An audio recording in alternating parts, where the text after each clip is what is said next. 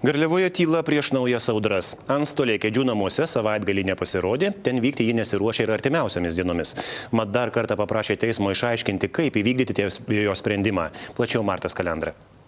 Sužvarbus orams prie Kėdžių namų žmonių šiek tiek sumažėjo, likusieji nuo vėjo glaudžiasi palapinėse. Antstolė savaitgalį čia nepasirodė, regis mergaitės imti neketinama ir artimiausiomis dienomis. Prieš išvykdama antstolė kreipėsi į teismą, kad išaiškintų, kokie galėtų būti atliekami veiksmai, jeigu mergaitė yra apsikabinusi globėją ar kitą šeimos narį.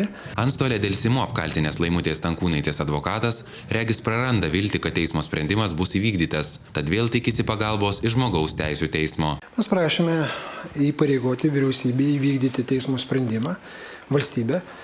Tačiau aš manau, kad tol, kol tas klausimas būtų išnagrinėtas, aš manau, kad bet kuriuo atveju vis tiek valstybė turi pati susitvarkyti pas save šalyje ir teismo sprendimų įvykdymo užtikrinti taip, kaip numato įstatymai. Kadangi ir pats teismas yra nustatęs savo sprendime, kad vykdymo veiksmai turėtų būti atliekami nedelsiant.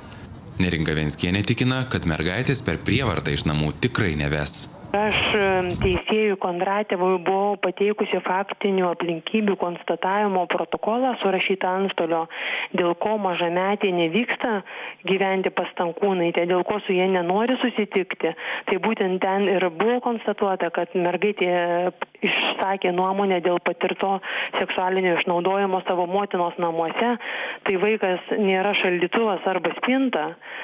Tai tokius veiksmus, neatsižvelgiant į vaiko norą ir nevartojant prievartos atžvilgių, aš pati atlikti negaliu. Net ir žinodami, kad antstolė artimiausiu metu nepasirodys, prie Kėdžių namų susirinkę protestuotojai niekur trauktis neketina. Jūs tikite antstolę? Mes netikim. Ne, mes netikim. Kaip jinai atėjo pirmą kartą?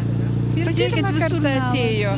Ja, ir negali patikėti, ką sako. Nes jį pateikė į teismą ieškinį? Tegul jinai paduoda, mes irgi paduosim. Mūsų ieškinys čia.